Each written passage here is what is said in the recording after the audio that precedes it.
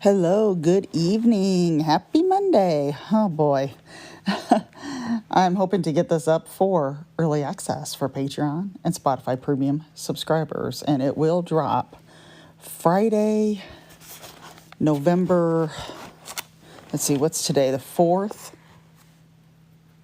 The 8th. It will drop on the 8th. Oh boy, this is Kelly. Welcome to Kelly's Coffee and Crime Chat. I am now sitting with my shoulder on ice, my shoulder and upper back. So I am not in my regular room and I don't have my mic with me. So I'm hoping that you can hear okay. I'm sitting in the recliner in the living room and I am drinking, I'm not drinking Java Mama, but I want to say Java Mama came out today with some of their holiday coffees. Boy, Candy Cane, that is one of my favorites, and that came out today. And Snowflake, which is like a vanilla custard one. And then there's a new one that I've not heard of, and I can't even pronounce what the name of it is. But I think it's like a cinnamon, I want to say. I could be wrong, but, and then there's going to be more coming. I am waiting for Gingerbread House. That's the one I want. So I am going to talk about the Fatal Attraction murder today. Now, I have not heard of this, of course, and I love that movie, Fatal Attraction. So, but this is Carolyn Warmus is this woman's name, and she is from Troy, Michigan. Now, the crime didn't happen in Michigan, but since she was from Michigan, I wanted to go ahead and feature it on the podcast, even though it's really not, it didn't take place in the Midwest, but I am drinking, I almost forgot, IQ instant coffee right now because I usually have that when I get home. It's got natural caffeine and it's good for your focus. It's very, very good for your body, and it is from IQ Bar. IQ Bar is, I heard about them on another podcast, on a commercial, on an ad. True Crime Couple is their name, and I love them. And they talked about IQ Bar, and I am hooked on their bars and their coffees, and I love their the powder that you put in water for hydration. I love all of them. I really love their bars. Gosh, their bars are good. But anyway, I put some Bailey's Irish Cream in my coffee. Nothing like relaxing with that Bailey's Irish Cream in there. Oh, okay. Here we go. My sources are oxygen.com, allthat'sinteresting.com, and wikipedia.org. Carolyn Warmus was born January 8th of 1964. She grew up in Birmingham, which is a suburb of Detroit. Now, she was an insurance heir. Her father's name was Thomas, and he was an insurance executive. He owned, sorry, I'm trying to read my handwriting. He was worth over $150 million, and he owned many homes, yachts, jets, and cars. So she lived a very privileged life. Now, his company was called the American Way of Life Insurance Company of Southfield, and I guess he started that. I thought I read that he started that insurance company. And Carolyn's mother's name was Elizabeth. She divorced Thomas in 1970. Carolyn went on to get a bachelor's degree in psychology and a degree in teaching. Now, she actually got awesome grades. She was very smart. I mean, her life here sounds wonderful. It just sounds wonderful to me, when you read about someone who is an insurance heir. But she had the habit of chasing older men. Now, this was in the early 80s. There was one time where she had a guy named Paul, I've got Levin, if that's how you say his name, Laven. At least that's what my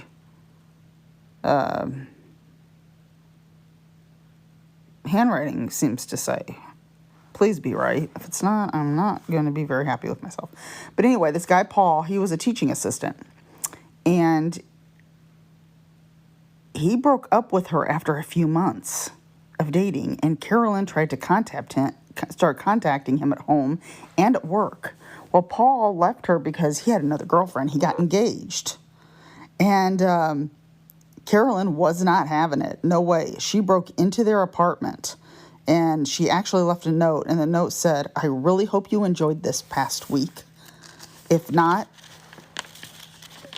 I really hope you enjoyed this past week, of not being bothered by me. Because now that I'm back from vacation, you can start worrying all over again." Wow. Holy crap. The couple this was before the days of email and text, so that was the way if you wanted to, but why didn't she just leave the note outside the house? But anyway, the couple got a restraining order against her. Carolyn's friends said she was very suicidal during this time because the couple ended up getting married, and Carolyn was just not feeling very well at all about herself, I guess, and she was very suicidal according to her friends. Now, in 1987, Carolyn was a computer teacher at an elementary school in Greenburgh, New York. So she moved to New York, and it was here that she met a man named Paul Solomon. He was a fifth grade teacher, and he was 17 years older than Carolyn. She was only 23 then, and he was 40. Paul had been married for 20 years. His wife was also 40 years old, and they had a teenage daughter, and her name was Kristen. Now, Betty was his wife's name. Yeah, I don't think I mentioned it. And her name was Betty Jean Solomon. She was born in Massachusetts to a Jean and Robert Torrey. That's Torrey. She had 3 younger siblings, so she was the oldest. She was a graduate of Tappan Zee, that's Tappanzee, high school in 1966. She had a boyfriend in high school, and she had planned to marry him, but he died in a car accident. So, she ended up meeting Paul in 1967. Her friends described Paul as possessive and domineering. They got married in 1970, which is ironic because that's when Carolyn Warmus's parents divorced. So they got married in 1970 and moved to Alaska because Paul was in the Air Force and that's where they were stationed at. Their daughter, Kristen, was born in 1973. Now, Betty Jean worked at a bank and then left in 1984 for a job at a collection agency in New York. And this is when they moved to a nicer home in Greenburgh, New York. So that is their story. Betty, when her boyfriend, I read that her high school boyfriend died in a car accident, and I think that would be so devastating. I cannot imagine being in high school and hear your boyfriend that you plan to marry, is gone, and that just put her on the track to the rest of her life and where her life went. Paul began an affair with Carolyn Warmus, told her he was leaving his wife Betty when their daughter graduated high school. Betty, on the other hand, was not happy with Paul and thought about leaving Paul and even talked to her family members about it, because he was just so possessive. Let's see, they began their affair in 1987. So Kristen would be 14 at this time. So on January 15th, 1989, Paul came home. He had been out bowling with friends. He came home and found Betty Jean laying on the living room floor. She had been shot 9 times in her back and legs. Plus, she had been pistol whipped in her head. Now, he told police when they questioned him, he said he was bowling that night with friends, but he did not say anything else. And then later he changed his story and added, he had been with Carolyn Warmus after the bowling. They met for drinks, then sex in her car. How romantic, So that's what he told them. And he came clean and said he was with her. So, of course, he was the one that found her, and usually they look at the husband first, and especially since he was the one that found her. But that's quote-unquote found. Air quotes, that is. Paul and Carolyn did not see each other after Betty's death. Matter of fact, Paul had a new girlfriend. 5 months after the girlfriend popped into the picture, they went on a trip to Puerto Rico. And guess what? So did Carolyn. Carolyn said he invited her. Now, he reported her for stalking to the police when all this happened. But back then, this was late 80s. I don't think stalking was, at least here, I know it wasn't a law because I was a victim of that. And I was a teenager at the time, and it was not a law at that time, which I'm so glad they made that a law because that's the scariest thing ever. Carolyn Warmus also called the girlfriend's family, saying she was a police officer. So she's impersonating a police officer right there. That's against law. And she tried to get her family, the girlfriend's family, to break them up. I don't know what she told them or how, but she was wanting them to end their relationship. And I don't know, she probably told some lie about how terrible Paul was. I don't know. Then the investigation moved from Paul Solomon to Carolyn Warmus. They found that Carolyn had gotten a .25 caliber Beretta pistol with a silencer recently. And, I mean, this was like right before Betty's murder. They also found that she made calls, or someone did, at 3:02 p.m. to Ray's Sports Shop in New Jersey. The only female who bought ammunition that day was a girl named Lisa Kattai, if I'm saying that right, Kattai, from Long Island. But Lisa denied ever being there or even buying ammunition. She never went there. Well, this Lisa, her driver's license had been stolen when she worked a summer job. And at the summer job, wherever it was, her coworker was Carolyn Warmus. After this, they were able to arrest Carolyn. So they had enough on her to arrest her. Okay, now in February 2nd of 1990, she was indicted on charges of second degree murder and second degree criminal possession of a weapon. Her trial was January 14th, 1991. Paul Solomon got immunity for his testimony. He said on the stand that he wanted to end their relationship because summer was coming. Their relationship started in like the fall of 87, and then it went over into the spring of the following year. And, you know, in the summertime, teachers are off. So if you're off, you're not going to be able to see each other. And since school would be over, they wouldn't be able to hook up anymore. So Carolyn went on about her life, not, to him, saying her life is not being worth living without him. It's not worth living for her. I don't know if she was really meaning this because she was the whole suicidal thing with the other guy. And I kind of think that maybe that was her way of getting them to maybe say, oh, no, you can't do that. I'll come back to you. Now, I don't know. Now, again, if anybody has ever seen Fatal Attraction, that was something in that movie. And the movie that was made before Fatal Attraction, many years before, was Clint Eastwood's movie, Play Misty for Me. And Fatal Attraction had ripped that one off quite a bit, the suicide part, and there's some other parts. And that's another good one if you have not seen that. That was in the 70s, and it was the first movie that Clint Eastwood directed. It is good. Play Misty for Me. If you guys are looking for something good to watch that one, because it is good. The only difference is, though, Clint Eastwood's not married in it. So it's not it's still good, though. It's still good. So you really kind of feel for Clint Eastwood more in that than you do Michael Douglas in Fatal Attraction. Sorry, I had to get a drink of coffee there. Okay. Now, the trial went on for about 3 months, with the defense arguing that Paul should be tried for Betty's murder instead of Carolyn. The jury was deadlocked.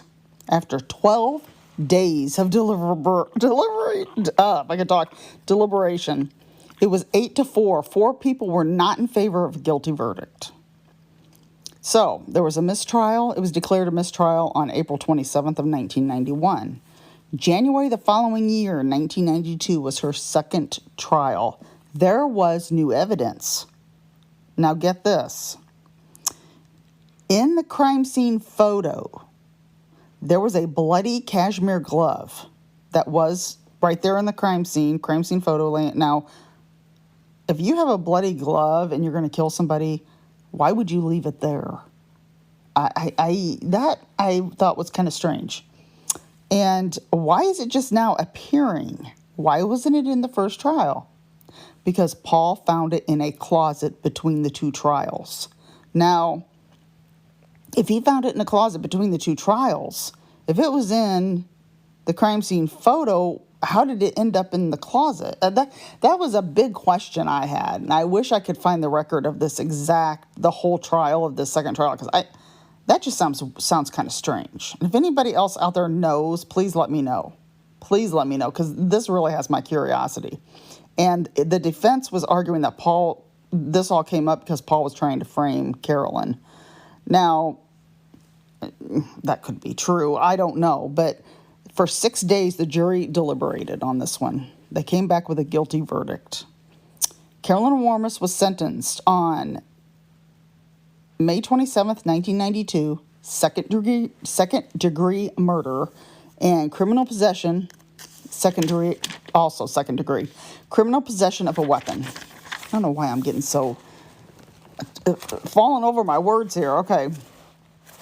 She was sentenced to 25 years to life for the murder, 5 to 15 years for the weapon charge. Carolyn actually spoke at the end of this trial, saying she was innocent. The only thing she was guilty of is believing Paul's promises and the lies that he told her. She filed a lawsuit in 2004 for being raped by a Lieutenant Glenn Looney, a prison guard. And she was also forced to do sexual favors for just basic privileges that she was supposed to have anyway. She even had a semen sample of his. She kept it refrigerated in plastic.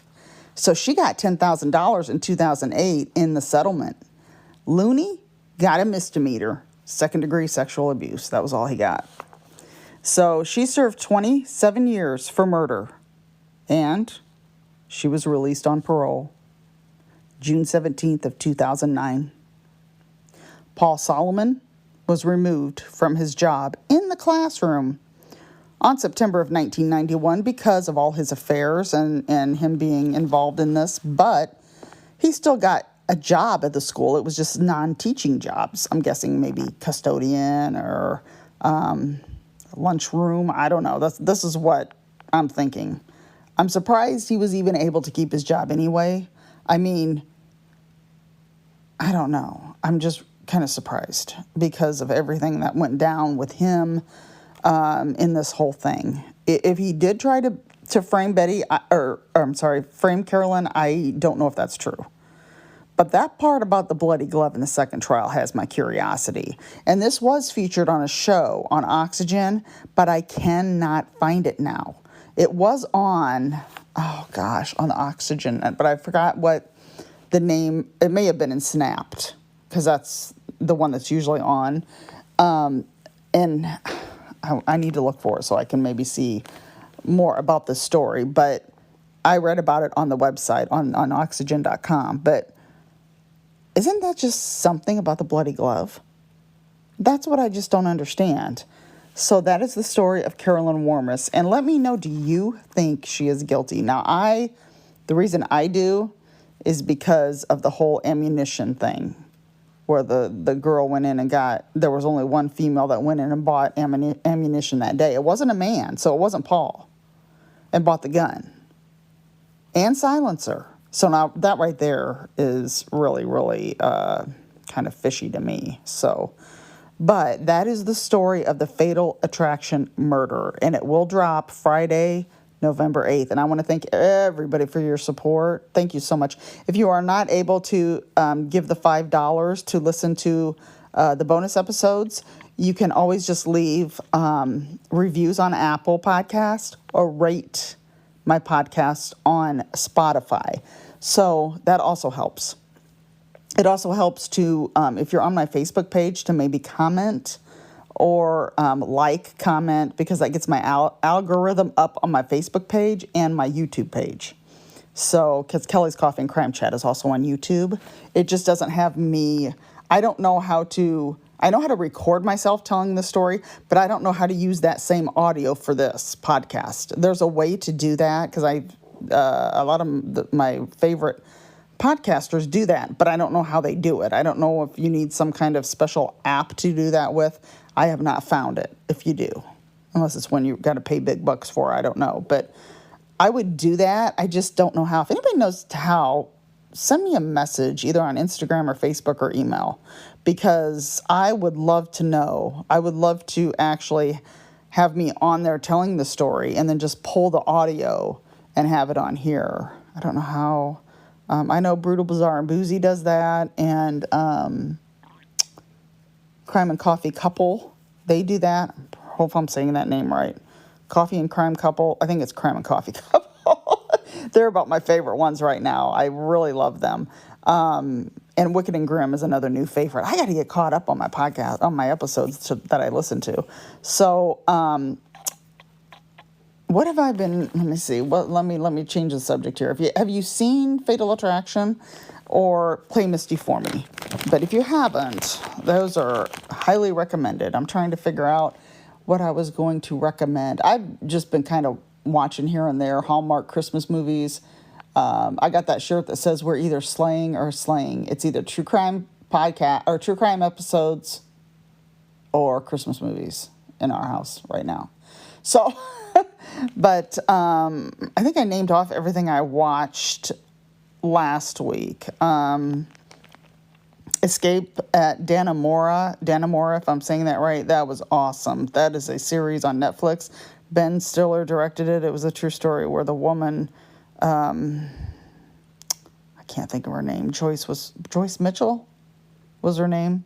Helped those two guys escape from prison in New York. Great acting. A lot of good actors in it and great acting. So it's about 8 episodes. And it's very, very good. So I wanted to recommend that. I may have already recommended that one. But